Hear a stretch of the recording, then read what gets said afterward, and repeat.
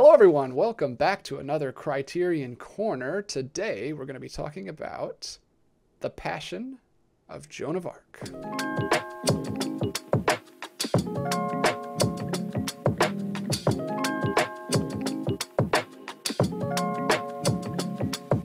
All right, so today we're talking about The Passion of Joan of Arc, and I've got my regular co-host back with me again. This is our fourth time doing this series. I'm really enjoying it. It's Connor Nielsen.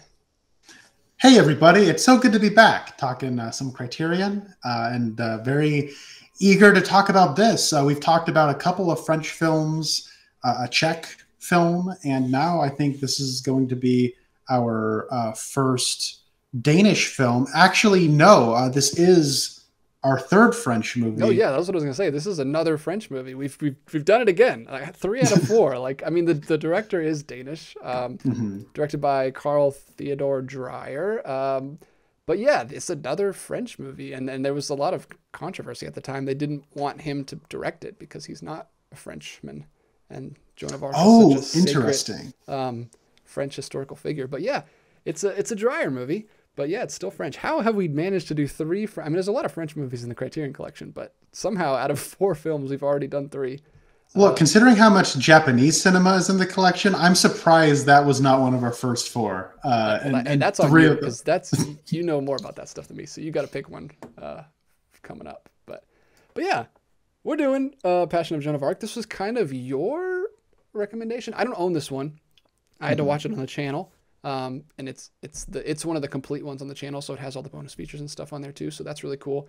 But I'm glad you picked it, because I will just say this movie's awesome. I won't get into too much about it, but yeah, I thought this movie was really cool. Like I said, directed by Carl Theodor Dreyer. He also writes and edits it, which is very interesting, and we will get into that a little bit later. That'll come back up. And then editing is a big thing for this movie that I latched onto, and also cinematography, which is by Rudolph Maté. So yeah, not a lot, like a very small production team. I'm sure there was like a ton of people that worked on it, but I mean, as far as the big credits, it's very small if you look at it on the on Letterboxd, like I was doing. But yeah, man, how did you feel? What was your initial thoughts on Passion of Joan of Arc? The Passion of Joan of Arc is a movie that I have a little bit of backstory with. I've sort of danced around watching this because this was my first time watching it today in preparation for this discussion. So I was a church kid growing up, and in high school when I was first getting into films, the father of one of the girls in my youth group had a huge Blu-ray and DVD collection, and he gave me a big bag full of movies that he thought somebody like me would like. And there were several Criterion Collection movies in there, one of which was Bresson's Alhazard Balthazar, which I did watch, and I really liked that, another French film. And The Passion of Joan of Arc was one of the movies in there. Now, because I was a teenage boy, I just didn't take advantage of anything that was offered to me. And so I watched Alhazard Balthazar and half of Lawrence of Arabia, which I thought was awesome. And I never watched the second half because I was a teenage boy and I never took advantage of all of the things that were offered to me. But The Passion of Joan of Arc was this guy's #1 recommendation for me. So naturally I didn't watch it, but over the years, it's been one of those things that just keeps coming up. I see it listed as one of the all-time great silent films. I see it listed as one of the all-time great courtroom dramas. I see it listed as one of the all-time great religious films. In terms of like early masters of cinema that really influenced the styles and genre filmmaking for just like filmmaking in general. Like here in America, of course, we have your D.W. Griffiths and your John Fords. And, these people, of course, predate people like Orson Welles and Alfred Hitchcock.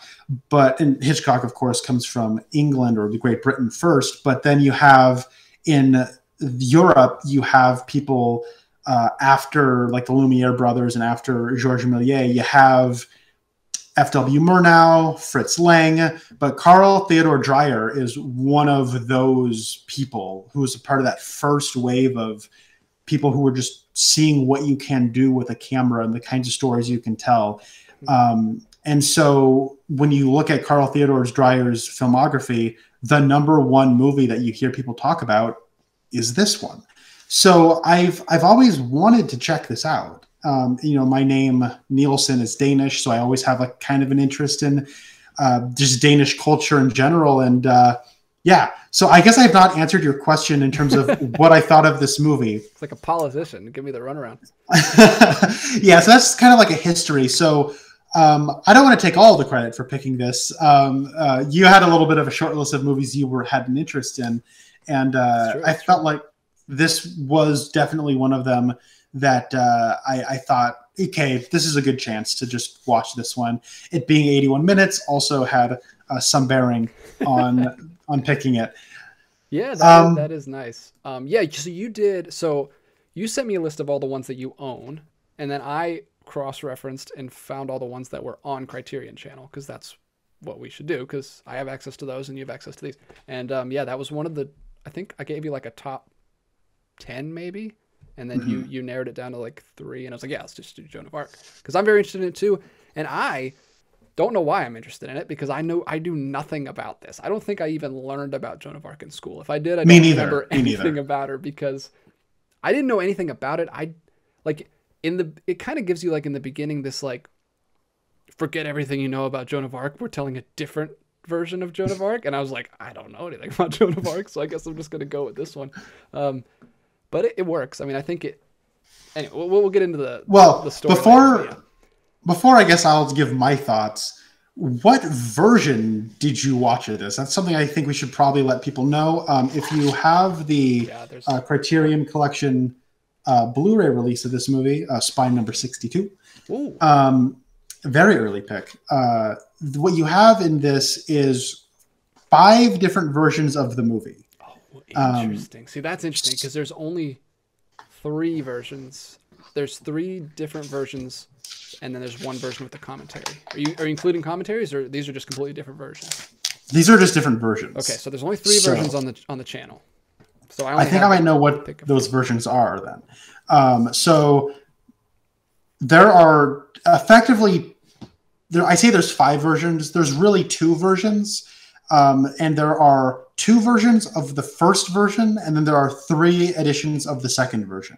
So, yeah. So so when you pop in a disc, usually the menu of a Criterion Collection release will have the film, like play film, as your first option. The menu of this disc is a little different.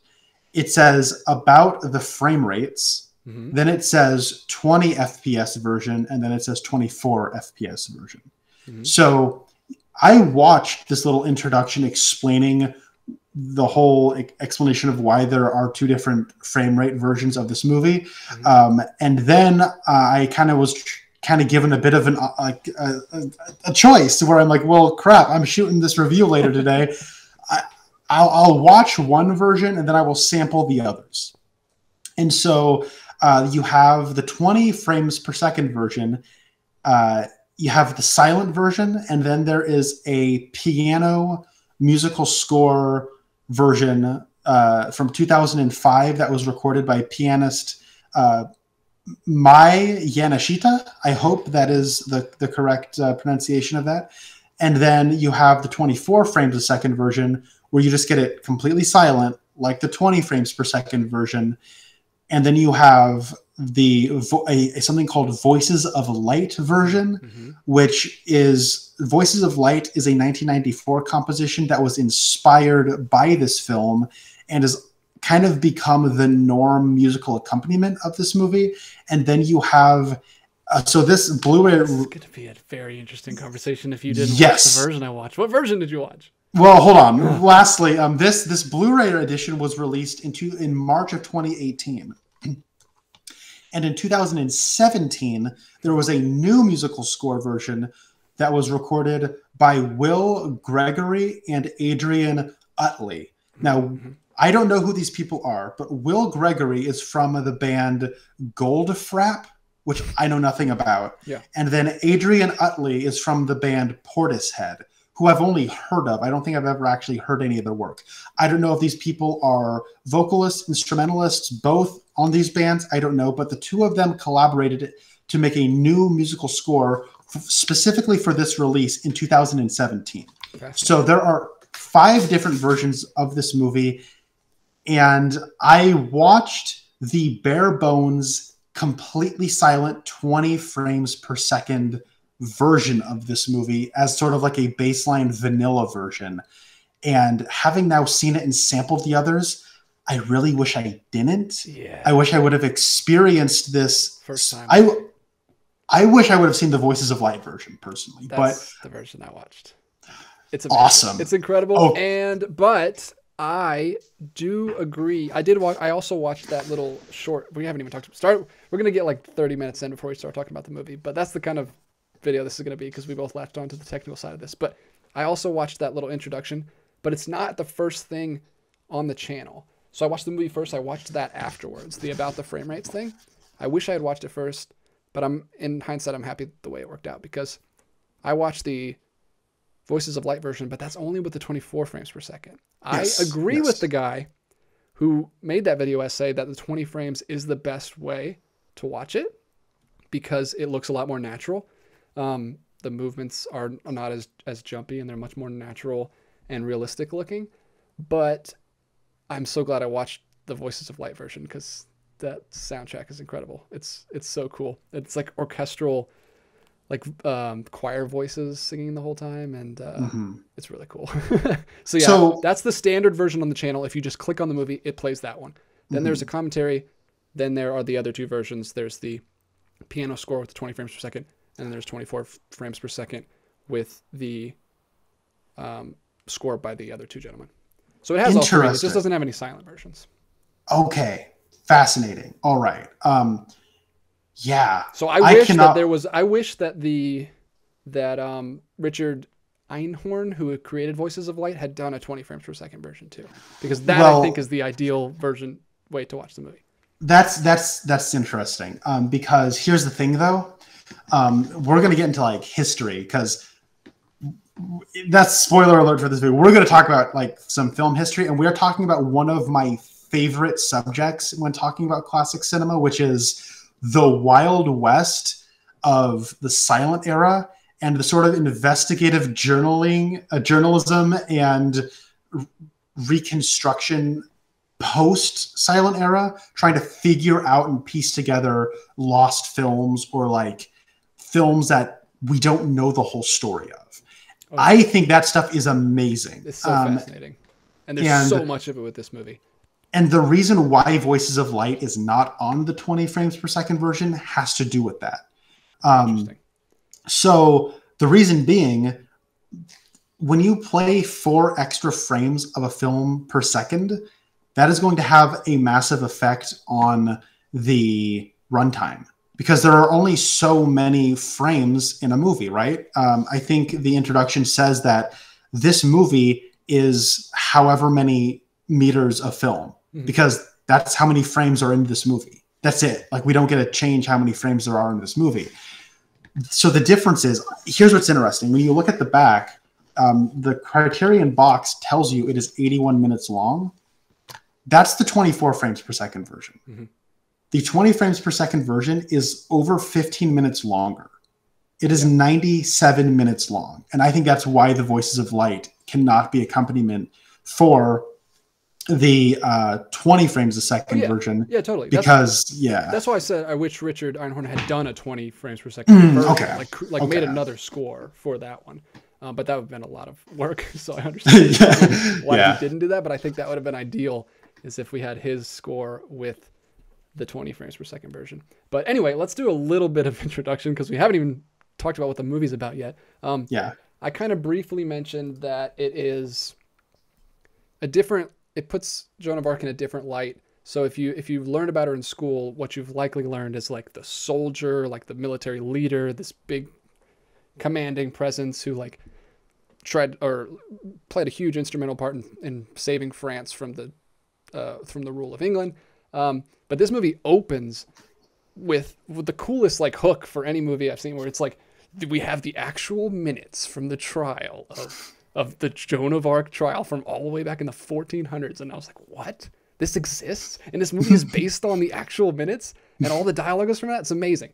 But then it says like, this is going to capture Joan of Arc as she actually was. And like, she's just like a broken human, like about to die. They actually, they spoil that because I guarantee you, like, the French people didn't think anyone would watch this that didn't know anything about Joan of Arc because she's so famous to them. But me, I didn't know that she was burned alive. But it's fine that was spoiled at the beginning because it's still an incredible movie. But yeah, so it's just the trial. It's just like the real trial was like over a few months, but they like condense it all down into like a day.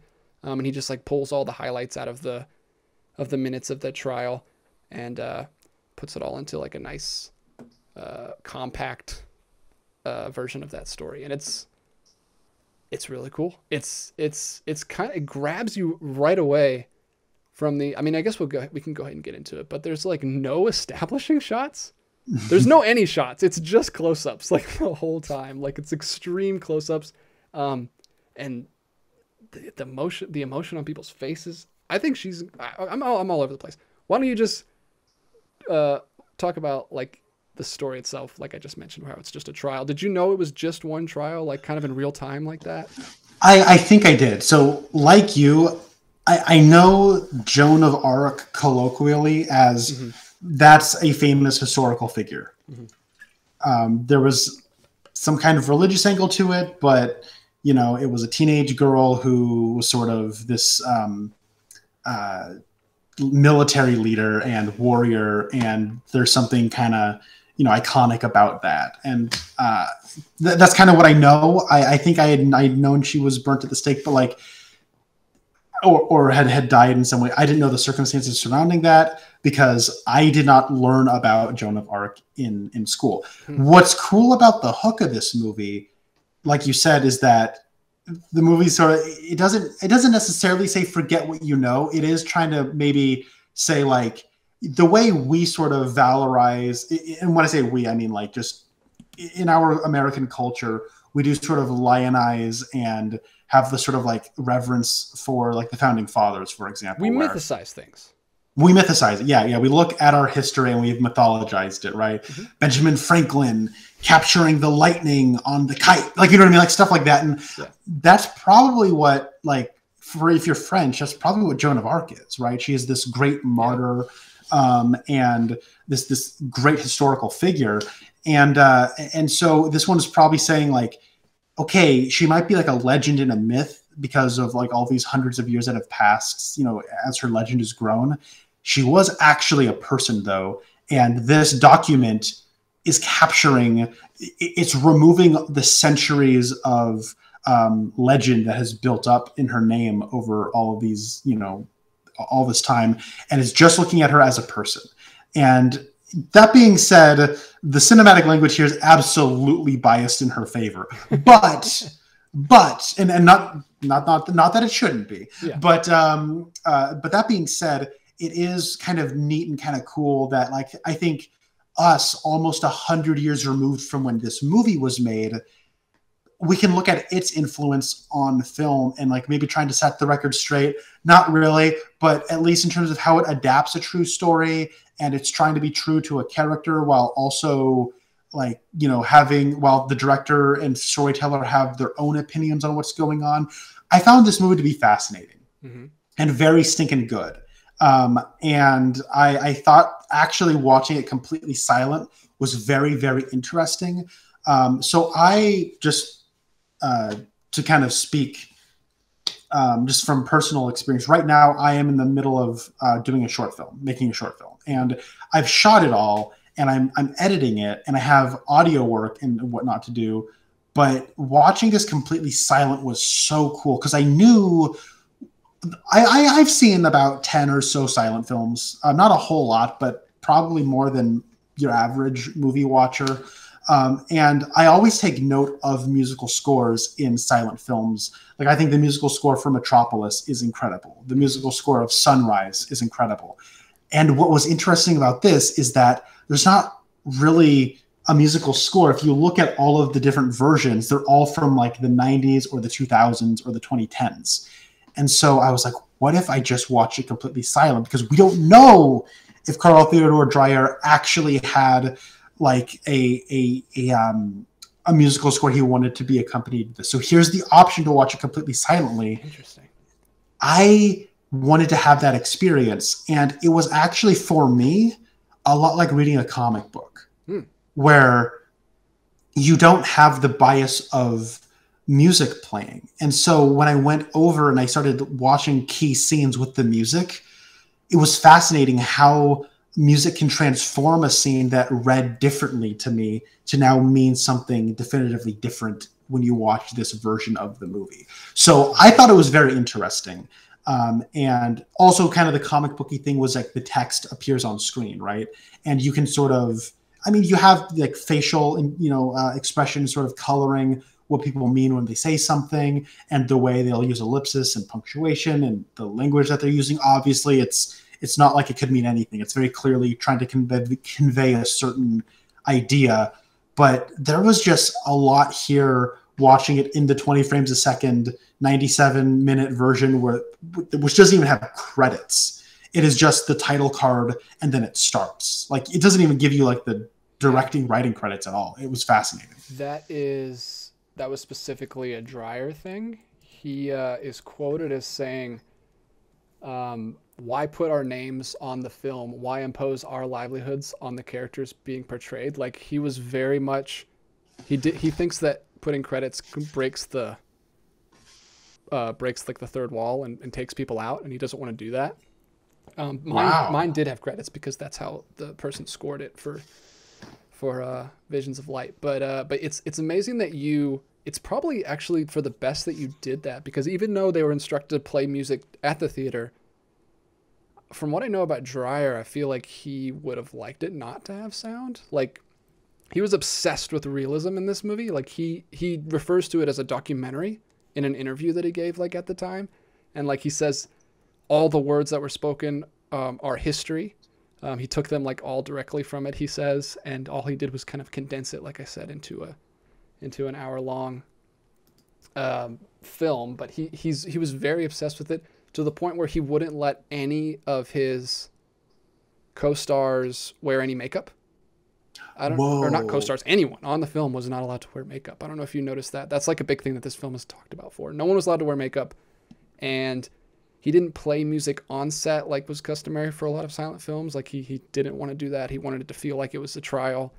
And he went pretty extreme. Like, he was kind of ridiculed by some of the set. Like, he forced how all the men have that old 14th century or 15th century, like, haircut where they cut the top of their head bald and then they just have the hair around. He made all 30 of the actors who played the churchmen and the monks and everything, they had to cut their hair like that. Like, they had to keep it like meticulously maintained like that throughout the whole 6-month shoot. Like, they regularly had to keep getting it cut. Even like, there was like one guy who was he's on screen for like 2.5 seconds. He had to keep it cut for 6 months. And even though they all have those hats on and you can't even tell that they have it cut, and he still was so like OCD about having it all be authentic, because he wanted them to embody the characters, not just how it looks, but like he wanted them to feel like they were stepping into another world. And he was just so the only thing that he wouldn't do, which is interesting, I found it interesting to compare him to Pasolini, because Pasolini also wants it to feel 100% real. But the thing Pasolini does that Dreyer would never do is he casts non-actors in the parts. Dreyer was very much like, no, they have to be actors. Like, he was very, very particular about who he picked as the actress. I think he did an amazing job. I think he was spot on. I think she's incredible. I can't remember her name right now. Who plays? It is Renee. It is Renee Falconetti. Falconetti, that's what it is. Yeah, she's incredible. I mean, I don't know if you agree, but I thought she was really, really good. Well, let's talk about Falconetti. So I hope I'm pronouncing that right. So obligatory. I hope I'm pronouncing that right. We're Americans, and we're ignorant English speakers. We only know English, and all of these names are foreign. So we're probably going to screw all of them up. I'll just have a coverall. Sorry about it. Apologies. Just do it now, so we're not doing it the whole time. So I had this thought while I was watching it. If you look up like what are the greatest performances by actresses in movies. Like, just what's the best actress performance you can think of. You don't get Thelma Ritter from Rear Window. I mean, I would put that up there, but like, you don't see that. You get what's her name from Possession, or you get like, you know, a recent one would probably be like Toni Collette in Hereditary. You get I mean, and I would be one of these people. You get like Cheryl Lee in Twin Peaks Fire Walk with Me. Basically a movie where a woman is being tormented and just getting her life falling apart the entire time. Typically, those are the performances where people will say, so brave, like one of the greatest performances I've ever seen. She's amazing. And now, I'm not saying that's a problem. I'm just saying that's the norm. And I get why it is the norm. I'm one of those people. I think Cheryl Lee's performance in Twin Peaks Fire Walk with Me is one of the greatest things I've ever seen in my life. She's incredible. But I did notice that trend where it is, why does a woman have to just completely get torn apart in order for her to be considered like, oh, that's a great performance? You know what I mean? And so part of me does feel like I kind of want to resist the urge to do that. That being said, I mean, did Falconetti do it first? Like, seriously, like what? Like, it doesn't even feel like a silent film performance. She's amazing. Like she's incredible. Like, and she is the model that like all of these actresses that I've been saying are probably, you know, they might not be modeling the performance off. Some of them probably haven't even seen this movie. Yeah. That's fine. But like, this is the ancestor of all of those performances. DJ, how many silent films have you seen before? And how did this performance really stand out to you? Good question. I don't know. Probably like 10, 15, somewhere around there. The only one I've ever seen without sound, I was thinking about this when you were talking about it, is The Lost World from...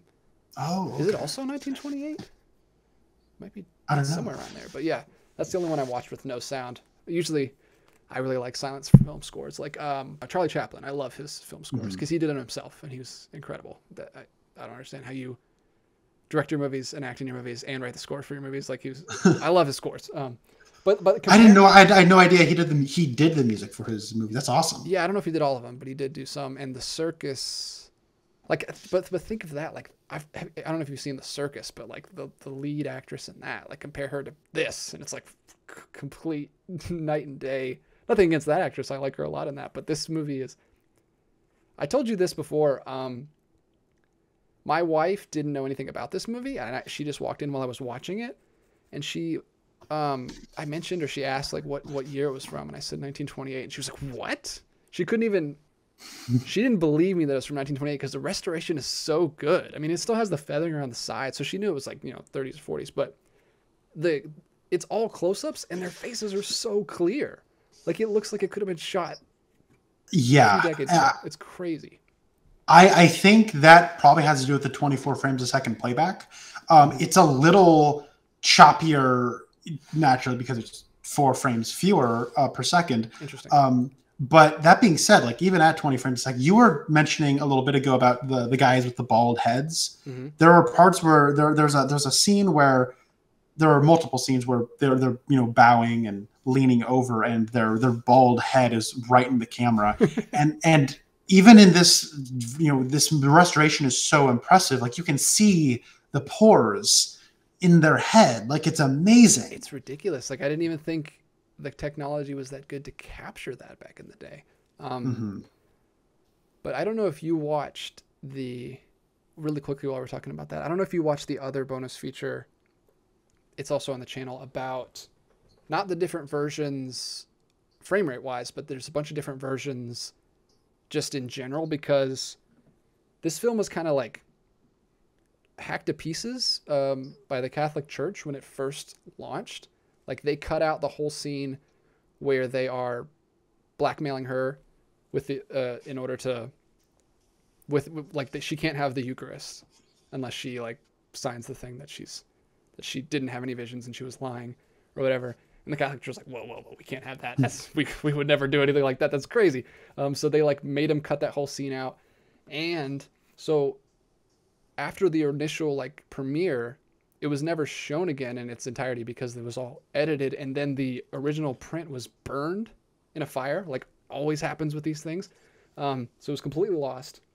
They actually rebuilt an entire second version with just alternate takes that they had. Apparently Dreyer made them do a lot of takes on every scene because they had alternate takes of every scene. So they pieced together an entire second version with slightly different things. Like you could see, like in the bloodletting scene, it didn't work as well. And like when they threw the skull scene, where they throw the skull up in frame, it didn't land perfectly. Like, which those little things. But yeah, so they had a completely different version made with alternate takes that they used for a long time. And then out of nowhere, like they finally were cleaning out like a mental institution, and it just in a closet they found like an original canister with the original print. So that's why we have it today. Like, and that was like in the 80s. Like they just recently found a complete one. So that's why we have it. But yeah, there was a lot of different versions of this film, and it was kind of a bummer. Like, I don't know if he was even alive when they found that, but yeah, he had to live with like an imperfect version for a long time, which is really sad. Yeah. Now, lost films, that's one of those great like subjects for me. I love it. I love doing like the research on all those things. Earlier this year, I watched The Magnificent Ambersons, which is Orson Welles' second film, the original cut of which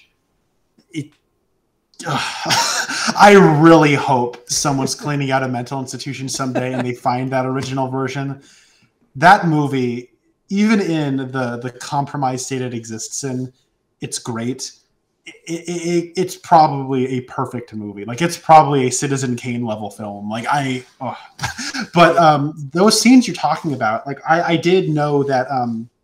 See, this is what's interesting. This is talked about in that about the frame rate bonus feature, where they talk a little bit more than just about the frame rate. They do talk a little bit about what was cut, because what would happen is, and you watch this, so you know this, DJ. This is for the audience. Yeah. But what would happen is the way when people kind of go back and are trying to piece together old silent films, what would happen is, the reason why I should probably get into why people try piecing things together. So the way film worked, it was so much less regulated. It really was like the Wild West, where you could make a film and then you send it out, and you can send it out to just your country, and the country would probably get it, but then individual theaters, like theater owners, could just cut scenes out if they wanted to. Or you could have the government or the church step in and say, we do not like this, we are cutting this part of the movie out. But you could be a little scamp and send out the version that had taboo scenes in your country to different countries.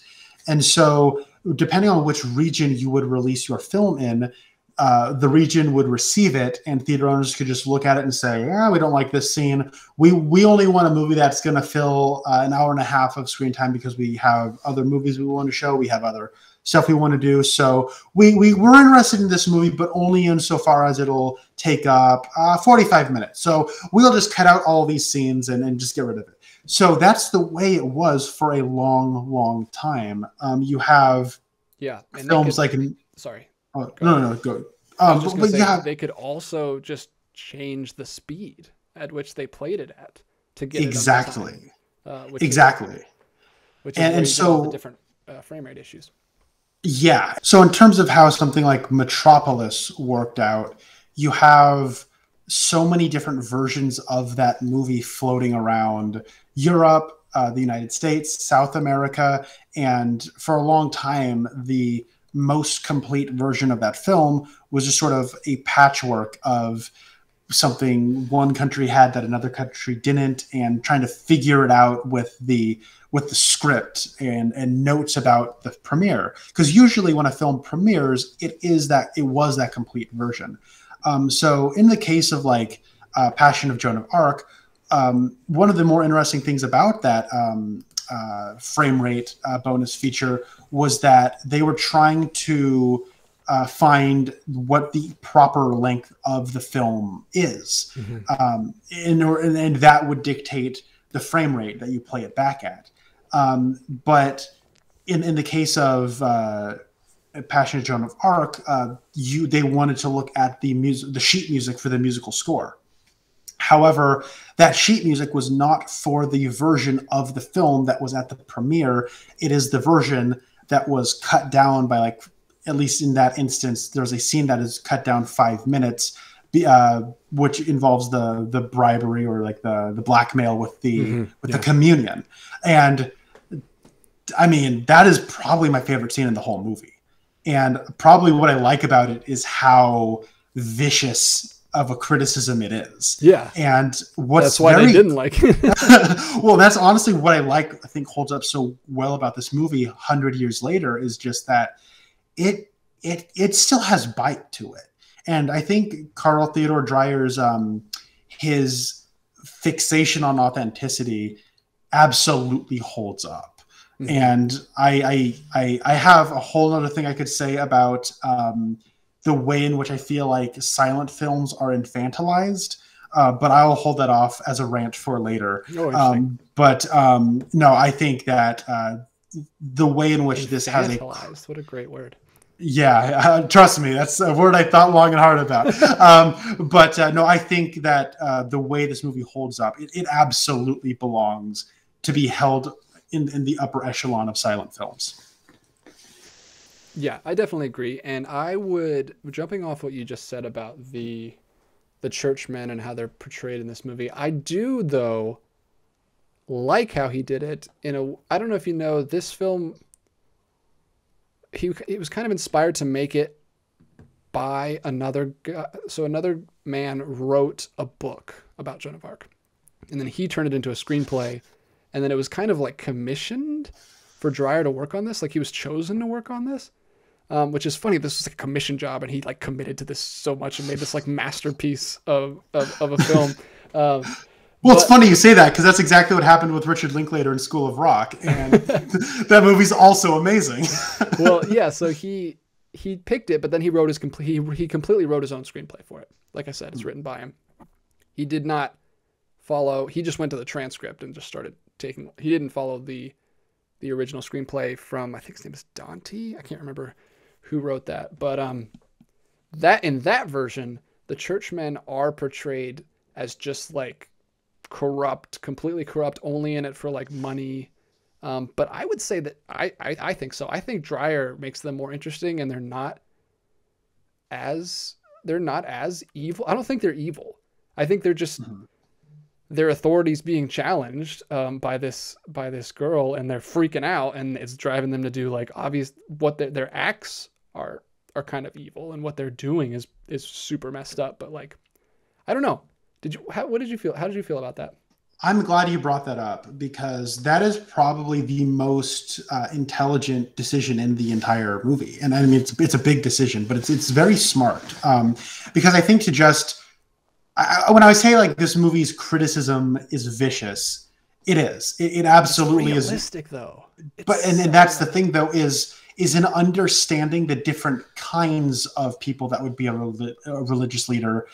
It's able to be more scathing with its criticism, as opposed to just portraying them all as like monstrous vampires. Yeah, that's my biggest complaint with like a lot of religion. Like, you got one spectrum where like religious films made by Christians are just kind of like, nowadays. Now we used to make Ben-Hur and Ten Commandments and all these great films. Now they're like, it's like God's not dead too. All right, just preaching to the choir. But then on the other side, anytime religious people show up and things, they're just like over the top, like comically evil people, and it completely takes me out, because I'm like, okay, well, that's not even a real person. So that's any kind of social commentary or criticism you're trying to come across is just like completely lost. But they were real people in this. I was not expecting that. Like, that was that's what was so cool. So you have kind of the head judge. And he is like a monster. Like he looks like Jabba the Hutt. He's like, and I think not putting makeup on that guy was a good decision, because he's just greasy and he's got boils, and he's just this like he like will get all worked up and like spits coming out of his mouth. Great performance. But he is like a monster. But then you have other people. Like you have one of the older men who does seem to like be like, yeah, I think what you are doing fundamentally is like blasphemous, but I don't think you're like a terrible person. Like he's not angry with her. And then you have other people who are like younger. One of them looks like skinny Arnold Schwarzenegger, where he just kind of looks like he doesn't think she did anything wrong, but they're all sort of one of them straight up calls her a saint. Yeah. Well, yeah, and that's what's great is like right off the bat, you have that scene where that one man is like, this woman is a saint. And because of where it looks like the Church of England seems to be in bed with the military aspect of it, that man gets carted away. He gets taken away and you never see him for the rest of the movie. And then there's that old man who notices it, and he's one of the judges. He sees it happen and he raises a stink about it and he gets put in his place. Yeah. And then from that point on, they say, did God say that you would get freed from prison? Is that what he offered you? Is that why you did what you did? And she says, well, I don't see why that's important to my testimony. And then he says, well, then the big Jabba the Hutt man says, let's put it to a vote. And they all, and some of them reluctantly put their hand up to say yes, because if they resist, then they will get carted off with the military too. So like you see how this system, it oppresses the people within it as well. Like, you know what I mean? And now, just because it is oppressing them, it's not painting them in a good light. But it does show how people can be complicit in these bad actions. And it's very, very thoughtful. Yeah, it's funny that you mentioned the one guy being super evil who's Jabba the Hutt, because there's another man who literally his hair looks like horns. Did you see that? Yes. He has like the balding haircut, like the Jack Nicholson, and he just has it on the sides, but they go like little horns. It looks amazing. Yes, I noticed that. And now I first noticed him very early on, and at first I thought, okay, is this going to be like a really unsubtle movie? And it is, but like. But that's not really. I think that's just a coincidence. I don't even know if that was on purpose. Oh, okay. I felt like it was on purpose because it's kind of. I noticed it. It seemed a little on the nose, yeah, but in hindsight, I find it funny. Yeah. Was the older man that you were talking about the kind of like shady one who was like trying to trick her, like he was acting like he was on her side and like got her to trust him, and then he forged the king's signature? Is that the guy you were talking about? No, I think that old man I was speaking about is only in that kind of first leg of the movie where they're in the courtroom. But that man was he was also an interesting character because... Well, he's in Vampire. He's the guy who owns the manor in Dreyer's other film, which is the only other Dreyer film I've seen. But I really want to I guess I have to check out the rest of his movies now, since I really like both of these two. I know I like Vampire better than you did. But I guess I have to check out Master of the House.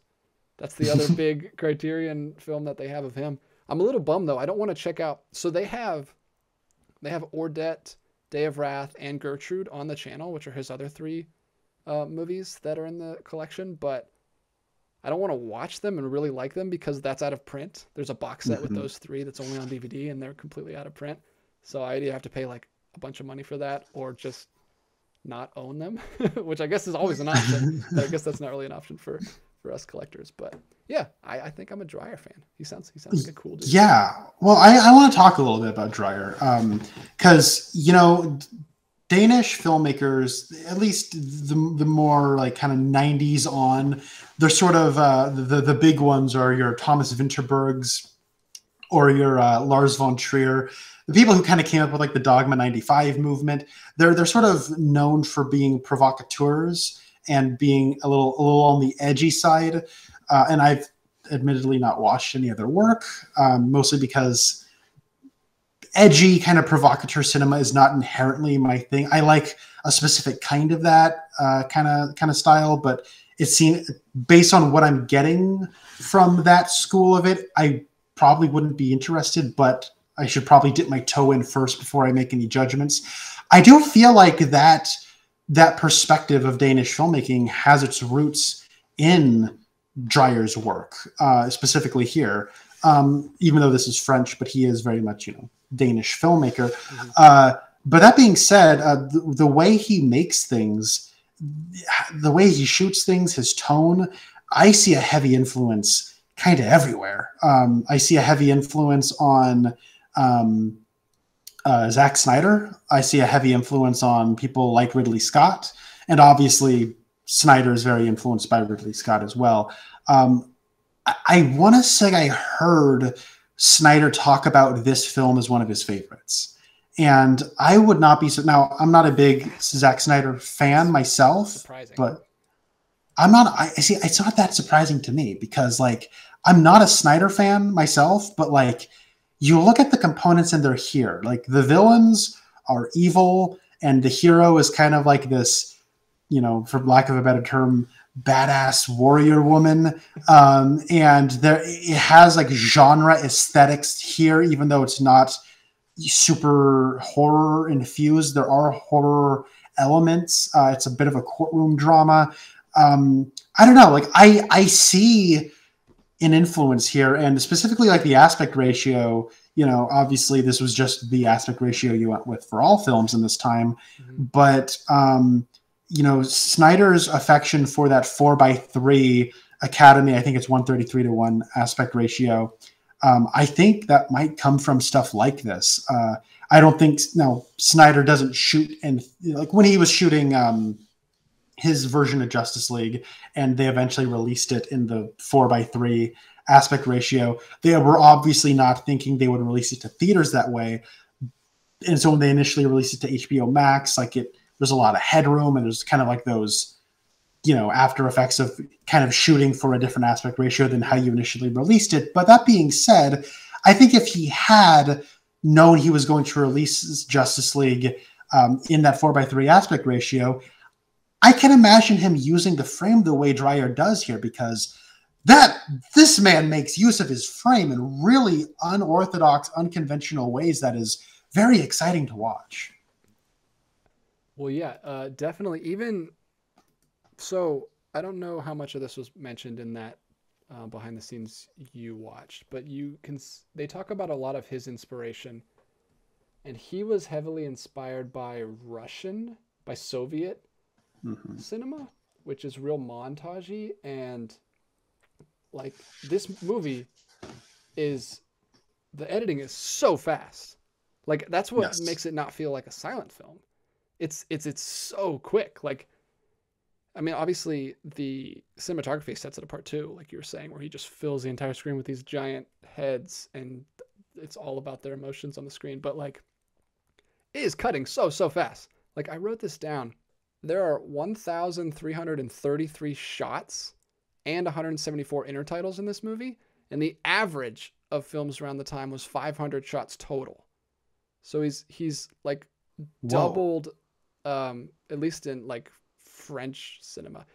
He's like doubled the amount of shots in the film. It's not quite as extreme as the Soviet films. Like the one they kept bringing up, I don't know if you've heard of this, is Eisenstein's Battleship Potemkin. Have you heard of that movie? I have heard of it, and that's considered one of like the early masterpieces of movies, and I kind of ashamed I've never gotten around to it yet. Yeah, so he was really inspired by that kind of filmmaking and how quickly they cut, and so it wasn't as intense as that, but it was still twice as fast as like all other films at the time.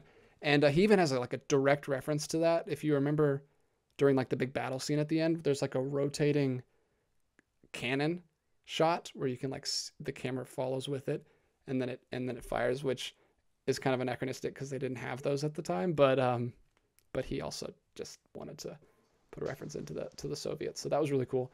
But yeah, so he's really inspired by them for like the filmmaking aspect, or at least for the editing. But he was also really inspired by the Germans with his, like what you're talking about, with the crazy architecture and like the massive amounts of like headroom at the top of the shots and everything. So there's a lot of cool inspiration from that too. And that's the kind of stuff that I really grabbed onto. Like he gets really experimental with shot setups. Like he gets really, really low looking up in one shot where you're kind of looking up at a man's eye line, but the eye line is like almost at the top of the frame, and the rest is just, you know, the rest of him. But it's so dramatic, and it's one of those things where filmmakers who do this kind of crazy stuff today, it almost feels like they're just throwing ideas at the wall and seeing what sticks. This feels like he's throwing every idea. He feels like Jackson Pollock, where he's throwing things on a canvas, but there's like a controlled, chaotic order that he knows exactly how it's all going to come together, which is wild. Yeah, it's crazy. To get a little personal again, that short film I'm making, now I'm not saying I'm a Carl Theodor Dreyer. Did you dig a bunch of trenches all along the sides of the road and like put the camera down? And there's a sequence towards the end of my short film that may or may not. It's not going to be up. It's not going to be finished by the time this goes up. But it does a lot of this. It was the one sequence we hadn't storyboarded, but I knew that we needed to get a bunch of shots together and then kind of jump around quick cut editing. And that was sort of to try to create some kind of disorienting sensation. But what was kind of interesting is that I hadn't seen this movie yet. And I'm not saying that like, well, I'm thinking like Carl Theodor Dreyer. I'm saying there is an influence that goes throughout a century of film that is influencing one person, that's influencing another person, that's influencing another generation, that's influencing me. And it's just kind of cool to go back and almost like look at this history and say, wow, I never would have guessed, like, not, okay, let me rephrase that. You think like, it's just cool to actually watch something that you just shot and realize that this is the ancestor, right? Like so many people are related to Daniel Boone. This is Daniel Boone. You know what I mean? Yeah. Well, it's not like, I mean, it's like when you buy like a new car and then you all of a sudden see that style of car everywhere. It's like, it's not like you're saying that you invented this, but you just notice it more once you do. But it's just cool that like where I thought I got it from, they must have gotten it from somewhere else, which got it from somewhere else, which got it from this. And that's cool. Yeah, absolutely. That's really cool. But yeah, I loved like when it first started, and you didn't have this, but because I knew nothing about this. It first starts, you get that little hook with all of the dialogue is taken straight from the minutes, and then you get I get this like this incredible like Mozart score going on, and then you get all the visual style. Like I was like, I turned over my wife, like, yeah, this movie's for me. I'm gonna love this. Like as soon as it started, I was like, yes, this is amazing. Like you get the visual style of Vampire, and then you get that incredible score, which is maybe a little anachronistic because it was made in 2005 or no, 2000. Oh, it was 1994. 1994. So it's very recent, but like he also was very he has like a little thing on the Blu-ray and on the channel about how he made it, and he was very authentic too. Like he talks about he went back to the minutes and read through them all, and he was like, okay, Dreyer took all the best lines out of this, so I'm not going to use this. So he goes back and he uses for his he knew it was going to be vocal, like a vocal score, because Joan has heard a bunch of voices in her head all the time, so he wanted that kind of like, which is so cool. You need to watch it with this score, and it's like, so she's got all these voices in her head, but he didn't know what he wanted the words to be, but he ended up using for the text writings of medieval female mystics from the exact period that she was from, and then he also adds the church bells, and he actually went to her literal church that she went to in France and like recorded that bell, because apparently the bell that's awesome. Apparently like she had a huge thing for bells, like that was her favorite, like she would always go listen to bells, and that was what actually triggered her voices, supposedly, according to history. So he puts that bell in the score a lot. It's really cool. He had just as much attention to detail as the director did, as Dreyer did. That's awesome. Here's another reason why you would maybe be interested in buying this Blu-ray, DJ, and anyone watching or listening. This has 3 pieces of writing in it. The booklet does. One is an essay The other is an interesting 2-page little note or forward or something by Dreyer himself that I can talk about in a second. Sweet. But the third one that takes up the second half of the booklet, it is actually the Voices of Light libretto, which is the now libretto is like the text of an opera. And so they have it in French on one side and they have it translated to English on another side, and it is for the entire Voices of Light compositions. Wow, that's awesome. Yeah, that's really cool. He was really cool. He is like he's like a scholar on Joan of Arc. Like this movie like changed his life when he started doing the score. Like he got really into researching her, and he actually says that the Joan of Arc in this movie, while he still loves the film, is not what he pictures as Joan of Arc. He pictures much more of the strong-willed, like to the death Joan of Arc that you would traditionally know about, but he still loves the film, obviously. Yeah, and what's also cool is that they actually have the biblical verses called out that he's pulling from. So Daniel 13:42-43, etc., etc. So it's really cool. Yeah, I will be getting that one in July, just so you know. I'm definitely feeling this one. It was really cool, and I even like it more as I've learned more and more about it. Like I watched the commentary track today. That's where I learned a lot of this stuff from. That's a really good commentary track. It's the same guy who did that frame rates thing. Yeah, that is. I should probably call him out. Danish film scholar Kasper Tybjerg, and he knows his stuff. So I wanted to give his name. Man, his commentary is fantastic. Well, I was very curious to listen to that commentary. There's no commentary on the 20 frames per second version, which is interesting. Only on the 24 frames per second version, which leads me to believe that this release, this movie is 62 in the Criterion collection, so it had a DVD a long time ago. I wonder if the 20 frames per second was only a new addition to this Blu-ray. Out of curiosity. Interesting. That could be. But one of the other bonus features in this, which is really cool, is that it is called Realized Mysticism in the Passion of Joan of Arc by Carl Theodor Dreyer. And it's a brief statement from 1929 to coincide with the French general release of the Passion of Joan of Arc. And in it, Dreyer talks about how he was inspired to make this movie because of how long it took for Joan of Arc to be canonized by the Catholic Church. Yeah, because she died in. Happened in like 1920 was when she was declared a saint. Yeah. Yeah, because she died in 1421. What was the year that she was? It was around. Yeah, it was definitely early 1400s. So it is like 500 years before she is canonized by the Catholic Church, which is crazy. And that's what I was thinking that probably led to a renewed interest in Joan of Arc in general.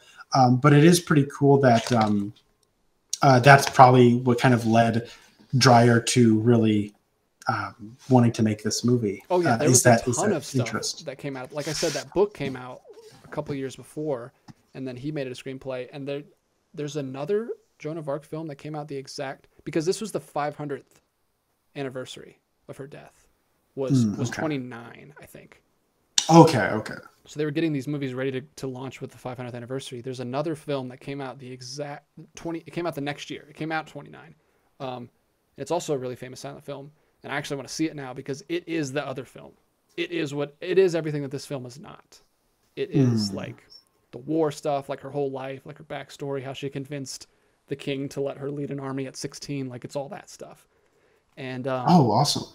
And apparently, like Dreyer got criticized, or at the time when he was getting criticized for like the portrayal of her, he said about that film that his film is truth, my film is truth. Like they can both exist. That's awesome. Together. Like he was not talking down on the other film at all. That's a classy statement, man. That's cool. Yeah, he seems like such a cool guy. One of the things that he mentions on the commentary that I think is fascinating is because I didn't know about this. This is a multi-reel film. And what they would do in French cinema, like what the rules were, the standard was, you would make the act breaks stop with each reel. So this movie has 5 acts, like a play, or not. I'm just saying acts in relation to a play. Plays don't have 5 acts, but this movie has 5 acts, and it also has 5 reels. And it's very interesting. And I didn't think about that until he mentioned it on the commentary, but it definitely does break down that way. And they're usually based on location. Like the first act is the introduction in the big hall, and the second act is where you go to her cell. And then the third one is kind of the combination of the torture chamber and back to her cell with the bleeding scene. And then the fourth act is when they go outside and they're in the big open cathedral. And then 5 is the big denouement, the resolution, which is awesome. I didn't know that was coming. Did you know anything about? Did you know that was going to happen? Like the big uprising thing and everything. No, it's awesome though. It's so cool. But yeah, it's very interesting in that way, especially because it's such a short film. Like the version I watched was only, like you said, like an hour 20. You watched the hour 37, which I started looking at, and I did like the motion a little better. And I wish, like I said, I wish I could have my perfect version, which was 20 frames per second and had the Visions of Light soundtrack. But let's talk about that, because I've sampled a couple of versions. I don't really like the piano score that much personally, but you know, I'm sure if someone else does, that's fine. Watching it, the most typical of what it would have sounded like at the time. Yes, yeah, that's true. That's true. So, but I mean, I've never seen this before. When you watch the Visions of Light thing, like you hear the dramatic like choir kick in before the Criterion logo even comes up. Yeah. Usually it's just Criterion logo, then a Janus Films logo, and then the movie starts. Or you know what I mean? Like, so if there are like credits that have historically, or like if there's music that historically plays over the opening like logos of companies or whatever, that'll come after the silent Criterion Collection logo and the silent Janus Films logo. This one, the voices just come and hit you in the gut before. It's awesome. It's totally awesome. But the thing is, when it comes to the emotion, I actually find that I like both of them for different reasons. What I like about the only place that it takes me out, or at least I think, I didn't watch the 20 frames all the way through. The only place I like the 20 frames better so far was I started the opening of the film. It opens with kind of like an establishing shot of a pan of like all the everyone getting ready for the trial, and like soldiers walking around, and they're kind of like it's like that silent film kind of movement, you know. I don't imagine it would take me out much further than that, because there's not a lot of movement. And that's what I want to talk about. That was the big uprising at the end with the French people.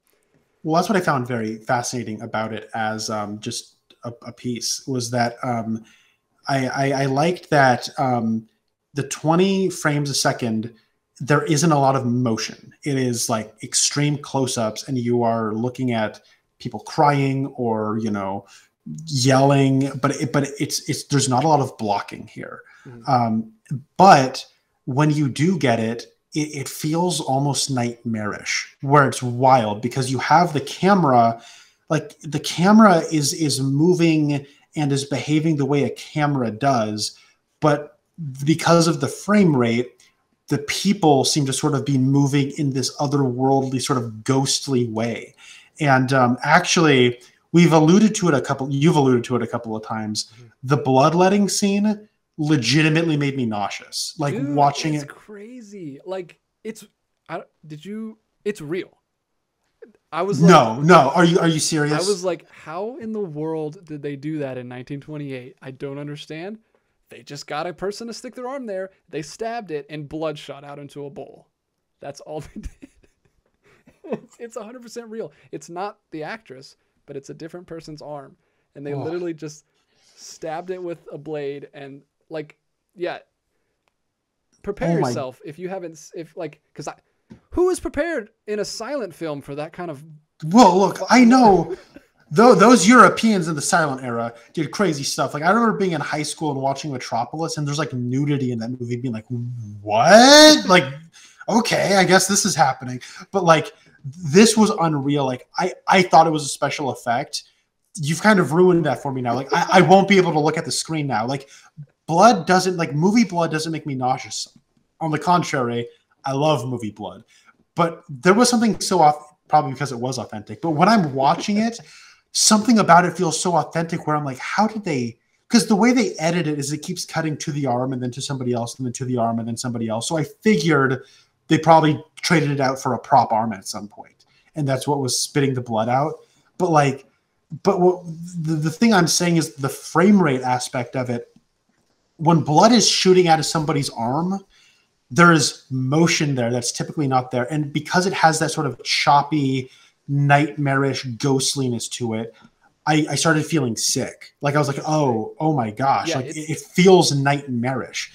But and that's sort of like what's kind of going on is when there are people moving and the camera's moving around and it's like the camera's spinning, it feels uncomfortable. It feels nauseating because it feels like I keep saying, it has a ghostliness to the motion, and I like that a lot. Yeah. But what I do actually appreciate about the 24 frames a second is that if these are the final days of Joan of Arc and these are her final moments, they feel fleeting. They feel like they're moving in fast motion. She feels like, it's like she is being projected on a trajectory that she, is not in control of.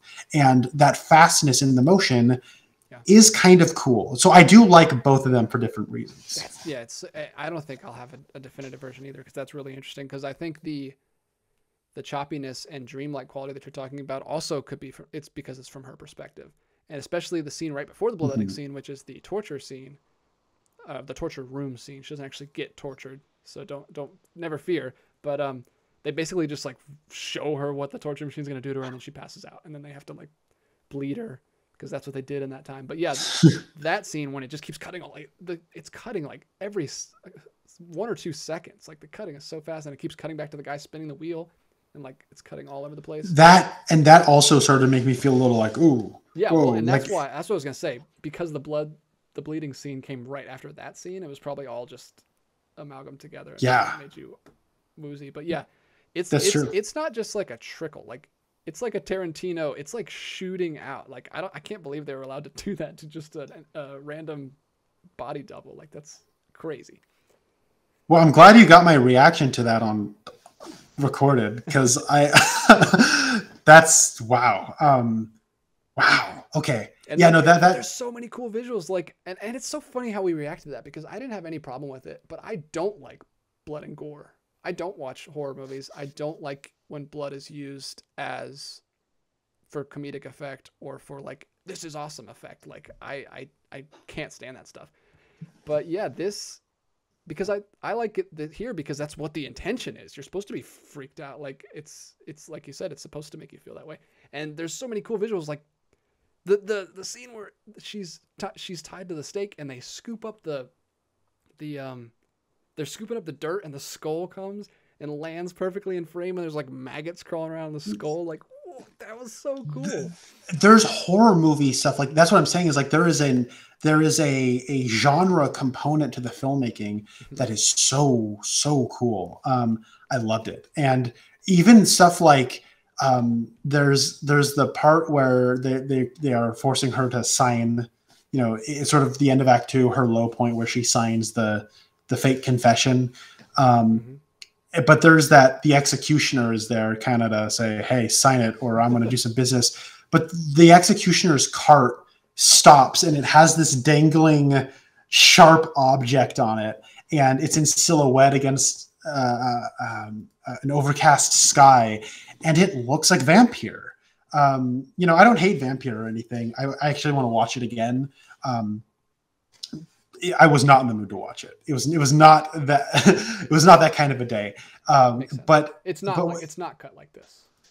But no, it was just very interesting that I can't remember if Vampires before or after this. I think it's after this, right? That's early 30s. But the horror movie aspect of it that is sort of infused by the German expressionism, that's infused by the whatever Russian cinema, which is a whole blind spot for me.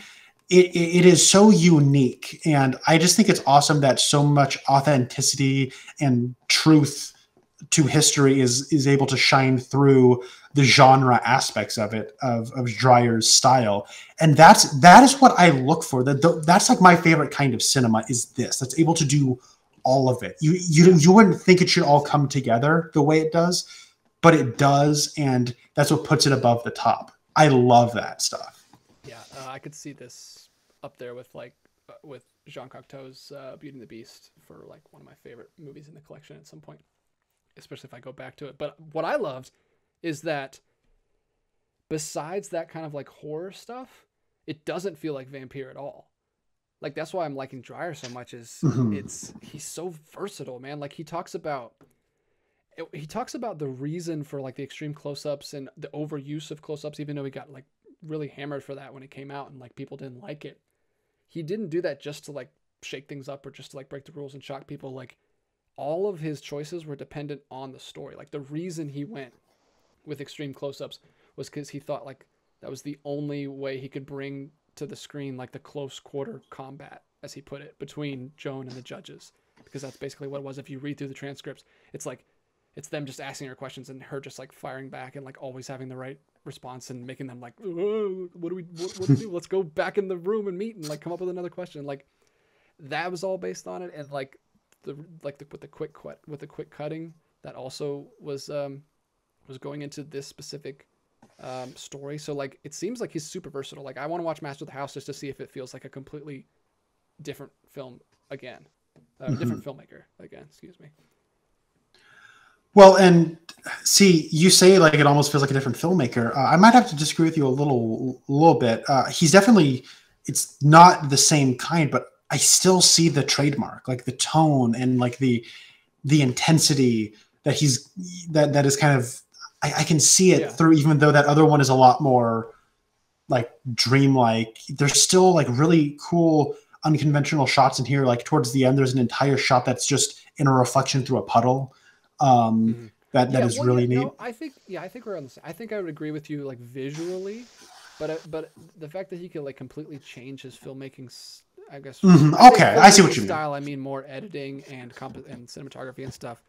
And I think it's the same cinematographer as Vampire. If I'm okay. I can't. Yeah, his pacing is very different here, and he's going for a different cinematic language, and he's like, it's just cool that he can try to push himself into all those different areas. Now, I love me Quentin Tarantino and all that, but he definitely has a comfort zone. Yeah. You know what I mean? Yeah, well, I guess that's what I'm talking about. But visually, definitely, I mean, it is, especially when we get to that more horror genre-looking stuff. I can definitely see it there. There's one crazy weird shot that starts like upside down. It's like at the end, and it like it's like not a pan, because I guess it goes this way. Tilt. It's a tilt, and it goes all the way upside down as the soldiers are like walking. It was really cool. It like, I don't know. I thought it was really cool. It probably takes a lot of people out because it's like from nobody's perspective. I don't know who that's supposed to be, but it's like, and it just like flips upside down and follows them out. It was pretty cool. I'm glad you brought that up. I feel like Martin Scorsese was absolutely looking at this movie when he was making his 2016 film Silence. I want to watch that movie so bad.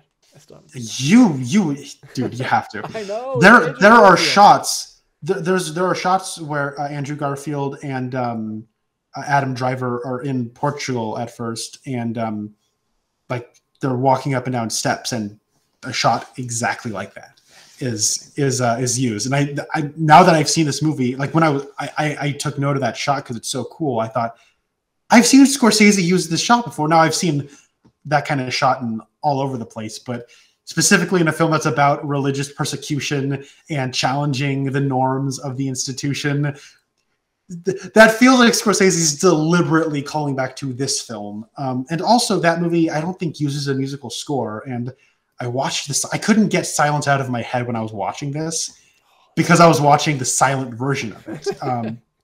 But what was actually kind of neat about watching no music attached to this is I wanted to challenge myself a little bit, because the only other silent film I've watched with no music was actually an incomplete work.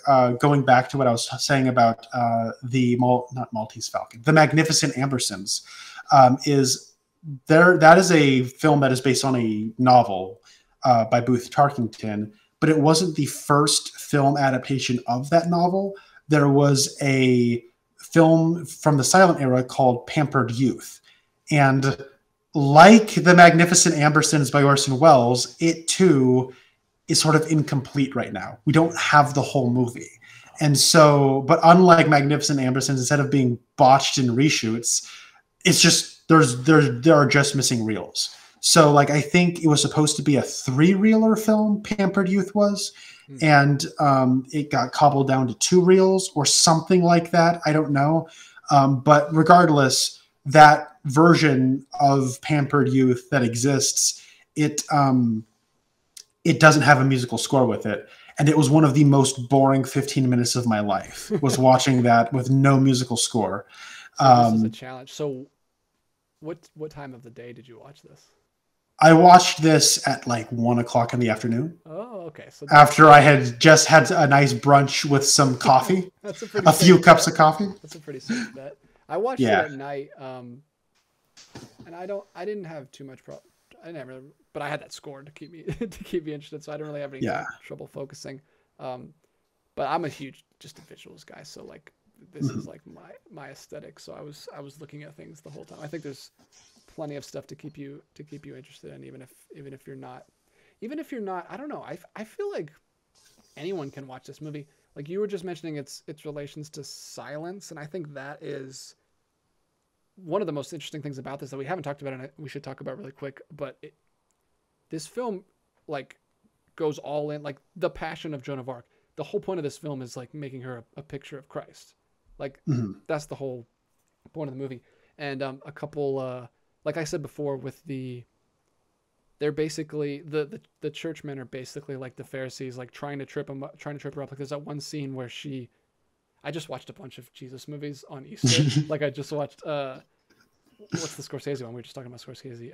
Last Temptation of Christ. I just watched, and then I watched Pasolini's Gospel of Mark.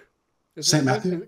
According to St. Matthew. So I just watched that one too. So anyway, the churchmen are basically the Pharisees, where they're trying to trip her up. Like they give her there's that one part where they give her the question that if she answers this way, she's dead. If she answers this way, it's like a trap, and like she can't answer either way. And then she comes up with the perfect answer, which was taken right out of the transcript, and they're like shook. And they have to like figure out a whole new tactic because they have no idea what to do with her.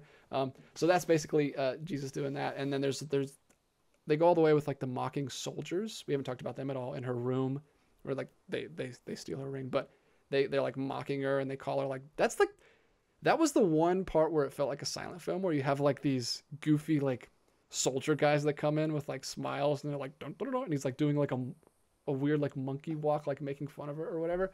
But they call her like Daughter of God, which is like the whole like where they were mocking him and call him King of the Jews, and they put the crown on her head and everything.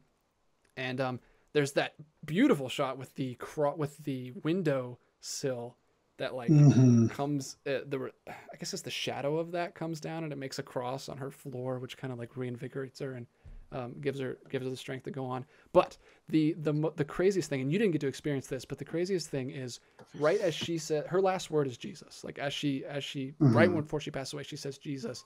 And in the Visions of Light score, Voices of Light score, she the choir, it's in a different language, so I didn't realize this until after the fact, but the choir sings her name. Like at the exact same time she says Jesus, they say Joan or Jean in French, and it's like at the exact same time. It just like connects them just in the same way that the director Dreyer was doing with the movie. So it was really cool. I highly recommend you listen to it with that score. It's really cool. That is awesome. Yeah, and oh man, that's cool. So I was actually very curious to hear, because you have an interest in like biblical history and like religious history and the way in which like I don't know, like I that interests you, right? Yeah, that's why I watched several of these films on Easter. I also watched. I wish I would have finished it. What's the big one by the director of Ten Commandments?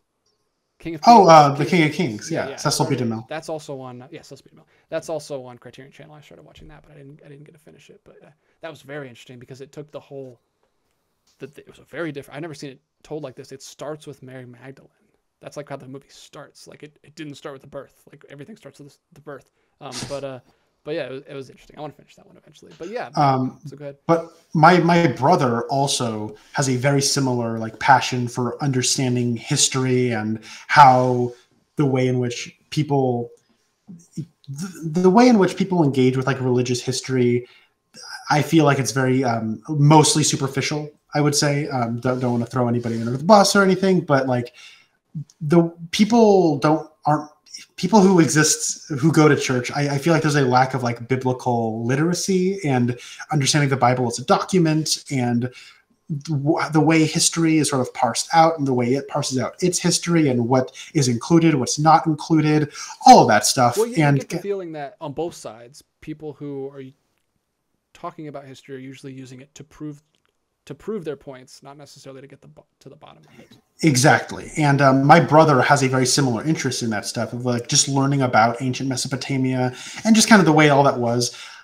My brother would love this movie, and I cannot wait to show him the Voices of Light. Here's what's great. I was saying that I kind of wish I would have watched the Voices of Light version. But what's great is that I watched this movie. I watched the 20 frames per second version, but now I get 4 other versions of a great movie to watch, and I can maybe show it to different people and show them all different versions so that I can get around to watching all of them. Yeah, don't mention that there's different versions. This is the only version. Yeah. So I think that's pretty cool. I look forward to showing him this. But actually going back to Zack Snyder, there are so many crosses framed in the background. It felt very Snyder-esque where, in like something like Man of Steel, you'll have, Henry Cavill's right here. And then in the background, right next to his head is stained glass. That Jesus Christ. I haven't watched Snyder movies as much as you because I didn't have that in my head at all when I was watching this. And I'm not dissing Snyder at all. Like I think like honestly the way this uses close-ups so much probably influenced him. Like Snyder likes using close-ups. I think in the case of Snyder's filmography, it is often a detriment. But like I do think that. I can see how this would influence him, and I think it's cool. Like even like filmmakers, like I don't know, I have seen every Zack Snyder movie so many times, and I'm not even like that. I don't like them that much. I just think he's an interesting filmmaker. You know what I mean? Well, and that is 100%. That's a whole nother parallel that I didn't even mention, but that's the last shot of the film. Is it shows her stake burning, and then in the background there's a cross. That's just not like a building nearby, but it's framed so well in one of those trench shots, like from below. And there's just another parallel between her and Christ. I don't know. I found that stuff really fascinating. I think, I don't know. This was an interesting watch because it stirs up. It doesn't stir up I don't think especially not that we've reviewed on here. I wasn't thinking of the same things as those. I guess maybe. With Journey to the Beginning of Time, because I was thinking about the filmmaking a lot during that one, but for most of this, it just kind of like, I guess it's just because we're so far removed from it at this point, but it kind of inspires different thoughts and feelings. It inspires different thoughts in my head than just like what's happening in the story. Yes, I would agree. And you talking about how it is reflective of like the passion play that is often said. Like I wasn't thinking about that. And I'm sure like, I mean, that's just the story that they're telling. And I just get caught up on, man, how do they do that? There's a lot of close-ups here. There's no music, like all of that stuff. Like I'm getting caught up on, but I feel like I completely missed the forest for the trees. And you saying that, like now I want to watch this with my brother who will pick up on all of that and probably explain it to me in great detail. If you don't think about the filmmaking aspect, I think it's still a great movie. Like it's still very emotional, especially with the Voices of Light score. That helped. That probably helped a lot. Like I'm a sucker for a good score, and that definitely pumped up the emotion in those scenes. Well, and I love music. Like it's one of those things where I too, like you, I'm a very visual guy. It's very difficult for me to get invested in a movie that doesn't have a musical score, though. And that was actually one of the reasons why I wanted to challenge myself by watching a completely silent version of it.